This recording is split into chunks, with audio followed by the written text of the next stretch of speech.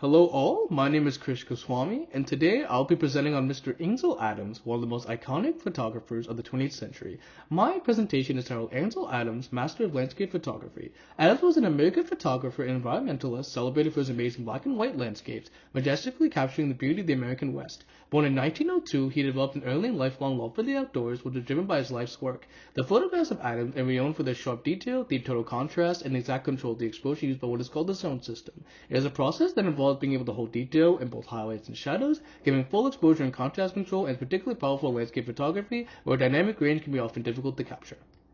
These portraits by Ansel Adams were done in the mid-20th century, and this is shot on large format film using soft natural light to capture Adams' raw wilderness-influenced persona. These are presented in retrospectives, galleries, and museums celebrating his legacy. Here, Adams is depicted with his camera, lines on his face, a testament to the depth of his concentration and reflection, his tie to the landscape that truly mattered to him. These photographs bring in prominence the commitment that Adams had toward both nature and photography, which reveals his character as an artist and a naturalist with the greatest sense of dedication. The lend of human face to this artist of iconic landscape and art naturalist with a dual identity in parallel worlds. Moonrise Hernandez, New Mexico. This was done in the year 1941, and the image was shot with the use of large format camera, whereby Adams will measure the luminosity of the moon to balance the exposure. In the darkroom, he developed the contrast using dodging and burning techniques they're called, and these are exhibited worldwide. It's one of the most sought after fine art photographs. The image shows the sky with the moon above a small town with dramatic clouds. The shadows stand deep in a mysterious and quiet moment. It is spiritual, with the moon offering eternity with the grays below it, picture in the human experience. It is a demonstration of Adams' technical aptitude and has been cited as one of the masterpieces of the photographic industry. This image is the clearing winter storm of Yosemite National Park, which was done in the year 1944, and is captured with a large format camera to attain sharp detail and tonal depth. It is often featured in American landscape exhibitions. Mist wraps itself around Yosemite's granite cliffs and trees, where soft light bathes the valley below. This photograph captures nature in its most sublime mood, the instant landscape, revealing itself after a storm has passed. It is one of the most defining photographs in history of landscape photography, embodying the photographer's wonder with nature as well as with his great technical proficiency.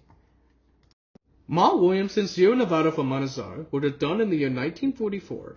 Open aperture with sharpness across the entire frame, relative shadow detail balance against soft overexposed highlight. These are presented in galleries in American landscapes and social history. The foreground rock forms around progression leading toward distant mountains against deep and continuous space. This photograph was made in close proximity to the intimate camp. Accordingly, much that can be written about the photograph touches upon the themes of isolation and resilience, and this is a mastery landscape as well as one that is socially aware, creating the beautiful landscape of human history. Church Tal Pueblo, the year 1941. The picture was taken using controlled exposure so that the textures of adobe and its relative shadowing were brought forth.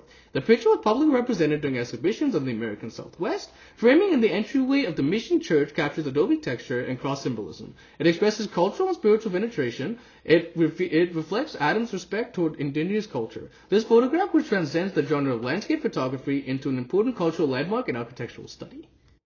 Half-Dome Yosemite, which was done in the year 1927, large format camera with high contrast in order to emphasize the rough lines of Half Dome against the sky, iconic in Yosemite environmental exhibitions. The stark face of Half Dome rises abruptly against the sky, a sign of resilience. This photograph is an archetype of enduring beauty in Yosemite. This photograph inspired several generations to protect the environment and has become a symbol of Adams' respect of nature.